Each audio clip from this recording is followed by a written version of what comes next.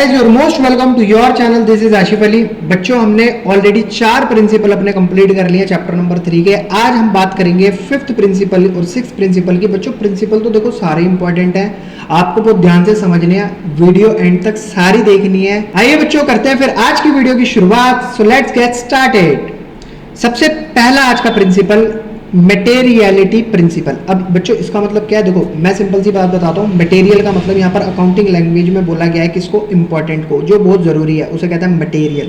An item is disclosed if it is material. तो यहाँ पर हम उन हर चीज़ों को डिस्क्लोज करते हैं, हम उन हर चीज़ों को रिप्रेजेंट करते हैं जो यहाँ पर ज़रूरी है। फॉर एग्जाम्पल, जैसे आप कहो कि ये आप हो और ये आपका कोई फ्रेंड है, ठीक है, और आप हो मिडिल क्लास फैमिली से, और ये जो आपका मित्र है ये है बहुत रिच फैमिली से।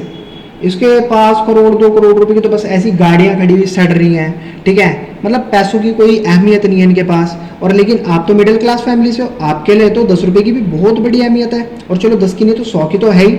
इनके लिए इन 100 200 रुपये 500 रुपये की कोई अहमियत नहीं है। अब मैं कहता हूँ कि ये बंदा है, ये आपका फ्रेंड है और ये आप हो। अगर आपके 100 रुपये खो जाएं, अगर आपके 100 रुपये कहीं पर गिर जाएं, तो इससे क्या होगा, आपका दिमाग खराब हो जाएगा। आप दिमाग इन द सेंस, दिमाग खराब होने का मतलब मेरा ये है, आप परेशान हो जाएंगे, यार मेरे 100 रुपये गिर गए।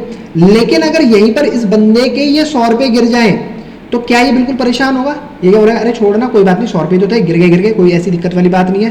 तो इसी चीज को मैं यहाँ पर आपको समझाना चाहता हूँ कि जो शायद आपके लिए इंपॉर्टेंट हो वो इनके लिए इंपॉर्टेंट ना हो। इसी को बोला जाता है यहाँ पर मटेरियलिटी प्रिंसिपल। अब एग्जाम्पल के तौर पे rounding off interest by bank to 1248.90 पैसे को डायरेक्टली राउंड ऑफ कर दिया 1249 रुपी।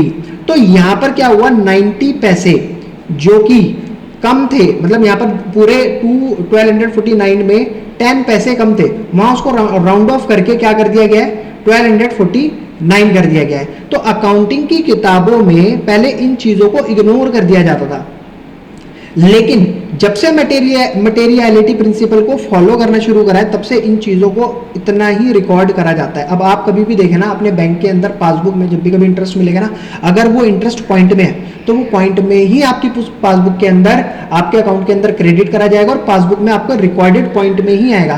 पहले ऐसा नहीं होता था, पहले राउंड ऑफ करके कर दिया जाता था। तो मटेरियलिटी प्रिंसिपल भी आएगा बच्चों, आपको बढ़िया तरीके से समझ आएगा। अब देखते हैं नेक्स्ट पॉइंट आता है हमारा कॉस्ट कॉन्सेप्ट, या आप कह सकते हो हिस्टोरिकल कॉस्ट प्रिंसिपल। इसका मतलब क्या होता है, according to this principle fix asset और always recorded in the book at cost. तो जो भी आपकी फिक्स एसेट हैं, मान लो ये आपका बिजनेस है, इस बिजनेस के अंदर चेयर्स भी होंगी, कुछ फर्नीचर टाइप भी होगा, ठीक है, एसी भी लग रहा होगा, और मैं कह रहा हूँ अपने बिजनेस की बात कर रहा हूँ, तो मेरे यहाँ पर ये बोर्ड भी है, वाइट बोर्ड भी है, ठीक है। तो अब ये इतनी सारी चीज़ें जो है मेरी फर्म की क्या है, फिक्स एसेट है।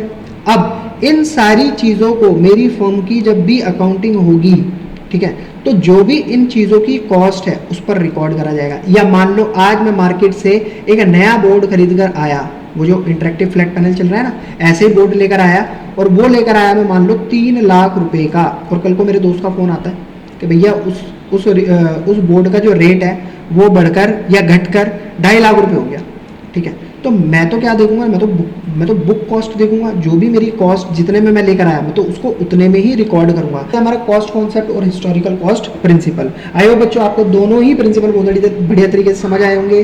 अगर आपको बढ़िया तरीके से समझ आए तो प्लीज वीडियो को लाइक, चैनल को सब्सक्राइब जरूर कीजिएगा। फिर मिलेंगे आपसे अगली वीडियो में अगले नए 2 प्रिंसिपल के साथ, तब तक के लिए धन्यवाद।